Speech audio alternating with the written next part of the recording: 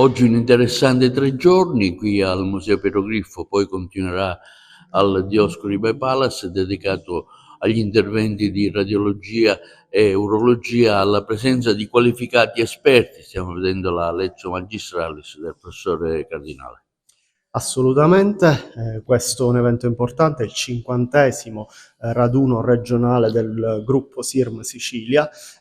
Già dalle prime fasi all'apertura dell'iscrizione abbiamo contato circa 300 radiologi iscritti, quindi un grande successo per Agrigento, un grande successo per la radiologia siciliana. Nei prossimi giorni, domani e dopodomani, affronteremo dei temi importanti con focus sulle malattie dell'apparato urogenitale, non solo per quanto riguarda la parte diagnostica principale per il radiologo, ma anche per quanto riguarda la parte interventistica. C'è stata un'evoluzione nel settore della radiologia?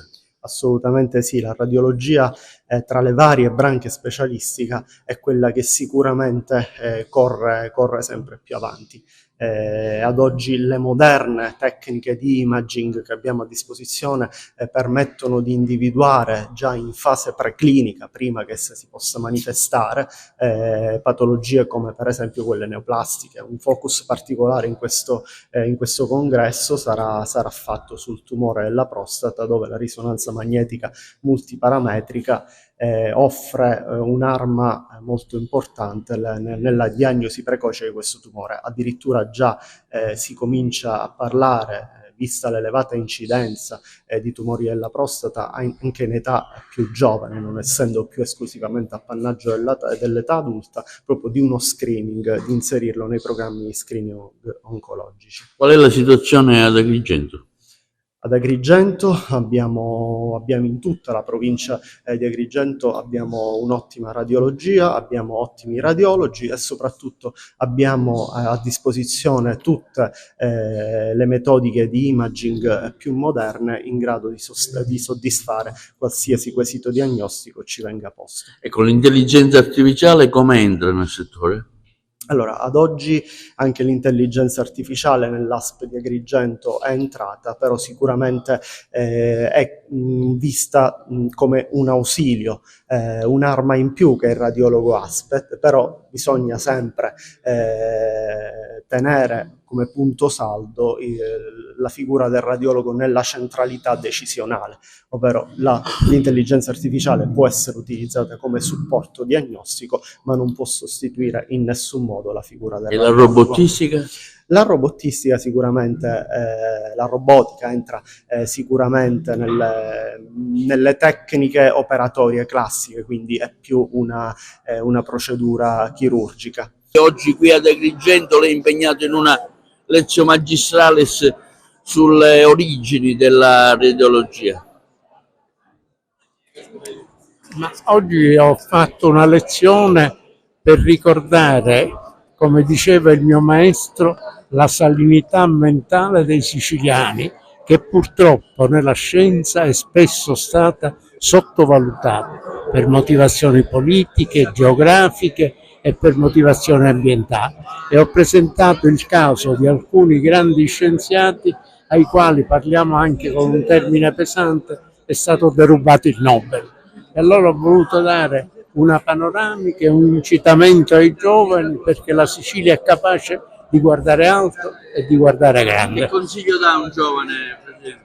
La passione per la ricerca prima, per la medicina, che deve essere sempre medicina umana. Ho detto anche per la radiologia, che si pensa sia semplicemente tecnica, che non può dimenticarsi del malato uomo, perché il malato non è mai una questione di equazioni come si leggono nei computer, eccetera. C'è un fatto umano che non dobbiamo dimenticare.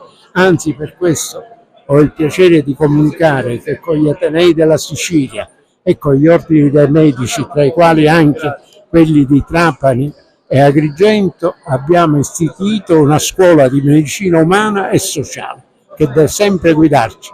La tecnica non basta e non basterà mai. brevemente il livello della sanità in Sicilia, una sua valutazione.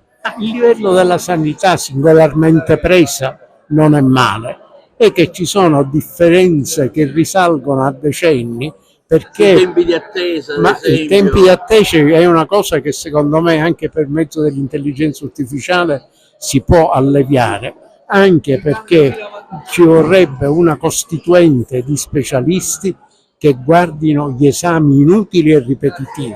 Per quel che riguarda la radiologia, si fanno ogni anno circa 100 milioni di esami radiografici, dei quali il 40% è inutile. Allora, questo 40% inutile costa circa 5 miliardi l'anno, che sarebbero sufficienti per rivalutare e finanziare la sanità. E poi, appunto, questo deve essere uno degli obiettivi.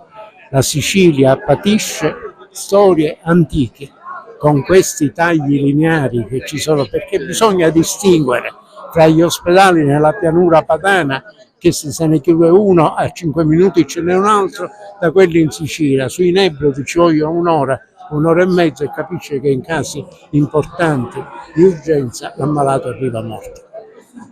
Dottore Vito, una battuta, questo riconoscimento per la sua carriera qui in questo interessante convegno ad Agrigento. Doppiamente contento, prima per averlo avuto e secondo per averlo avuto dopo una lezione di questo livello fatta dal professore Cardinale. Ecco, anche lei è stato da Favara presidente di una grandissima multinazionale come la Sharing. Una soddisfazione molto grande, perché venendo da Favara, ovviamente, se sono arrivato a quel punto vuol dire che hanno riconosciuto i meriti di studio e di lavoro e di attaccamento al lavoro. Che consiglio dà a un giovane? Andare avanti, avere fiducia innanzitutto in se stesso. Quello che sono riusciti a fare altri può essere raggiunto da chi veramente ha forza di volontà e di sacrificio. Nessuno regala niente a nessuno. Un riconoscimento alla sua carriera, professore Trigona, qui in questo interessante convegno sulla radiologia. No, io sono emozionato su questa cosa, effettivamente non me lo aspettavo neanche. Io ho fatto soltanto il mio dovere di direttore di dipartimento per fare in modo corretto e avanzare sempre le diagnostiche più importanti nell'interesse sempre dell'azienda. Ecco, lei è stato un po' un pioniere della radiologia ad Agrigento. Dai, non esageriamo, non sono stato un pioniere, ho detto e ripeto, ho fatto soltanto il mio dovere, cercando sempre nei migliori dei modi le migliori apparecchiature e la migliore professionalità.